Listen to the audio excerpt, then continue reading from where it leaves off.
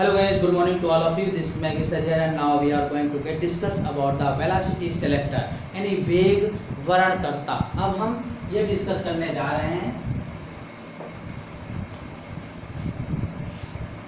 वेग वर्णकर्ता velocity selector. तो ये क्या है? ये वेग है, यानी ये वेग कब होता है, कहाँ के लिए होता है?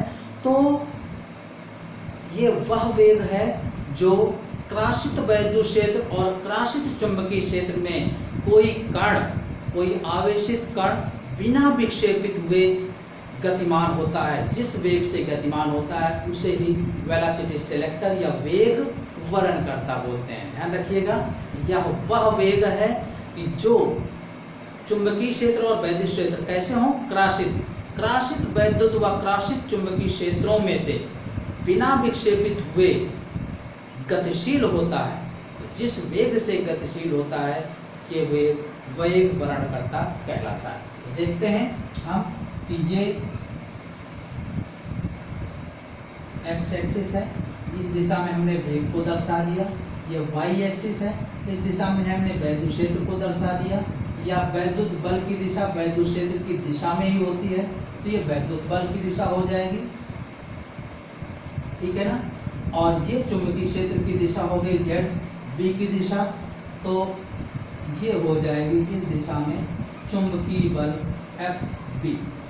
ओके, तो आप दिखा सकते हैं ये चीज, देखिएगा ये एक्स एक्सिस है, ये वाई एक्सिस है, ये जेड एक्सिस है। यानी वेग का मान जो होगा वी आई होगा,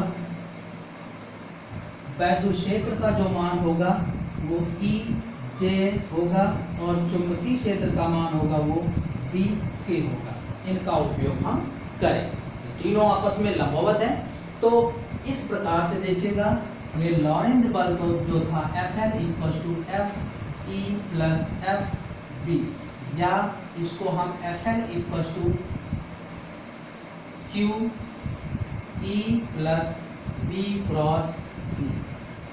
ये तो संतुलन की स्थिति में जब परिणामी बल या लॉरेंज बल शून्य हो, संतुलन में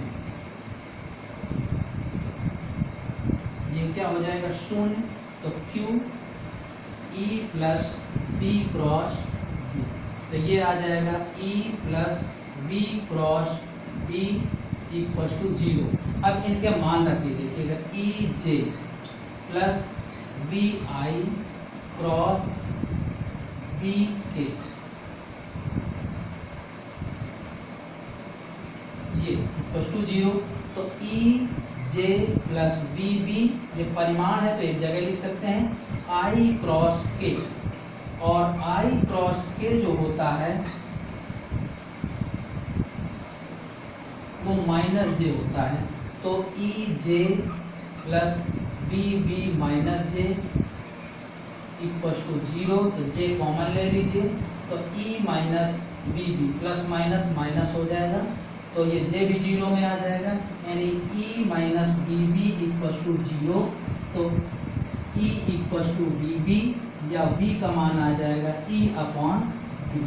तो ये यही एक निश्चित वेग होता है जिसे हम वेग वर्णकर्ता बोलते हैं। तो ध्यान रखिएगा, ये है परिणामी बल या लॉरेंज बल एफ ई वैद्युतीय बल और चुंबकीय बल के योग के बराबर होता है। एफ एल का मान ये आ जाएगा सदिश रूप में। संतुलन की स्थिति में जब परिणामी बल या लॉरेंज बल का मान शून्य होगा तो ये आ जाएगा, जहां पर हमने ई वी और बी के मान एक्स वाई और जेड अक्षों में हमने पहले निर्धारित कर दिया। वी एक्स अक्ष में है तो वी आई, ई वाई अक्ष में है तो ई जे, और बी जेड अक्ष में है तो बी के। ये तीनों मान यहाँ पर रखे, तो ये परिमाण अब गुणन के रूप में लिखे हैं, तो बी बी आप एक जगह लिख सकते हैं। आई क्रॉस के ये दिशा दर्शाते हैं तो दिशा सहित लिखेंगे। आई क्रॉस के का मान माइनस जे होता है, माइनस जे रखा, प्लस माइनस माइनस जे दोनों से बाहर कर दिया इक्वल टू 0। तो जे 0 में आ जाएगा। E minus B B equal to 0, तो ई का मान v का मान आ जाएगा e अपॉन बी। यही वेग वर्णकर्ता है, अर्थात वेग वर्णकर्ता वह वेग है जो क्रासित वैद्युत और क्रासित चुंबकीय क्षेत्रों में बिना विक्षेपित हुए गतिमान होता है। वह वेग वेग वर्णनकर्ता या वेलोसिटी सेलेक्टर होता है, ठीक है ना, ध्यान रखिएगा। इस तरीके से हम वेग वर्णनकर्ता उपयोग करते हैं। और इस विधि का उपयोग जे थॉमसन ने 1897 में 1897 में इस विधि का उपयोग किया था। इसके लिए E/m मापन के लिए, ठीक है ना। जे थॉमसन ने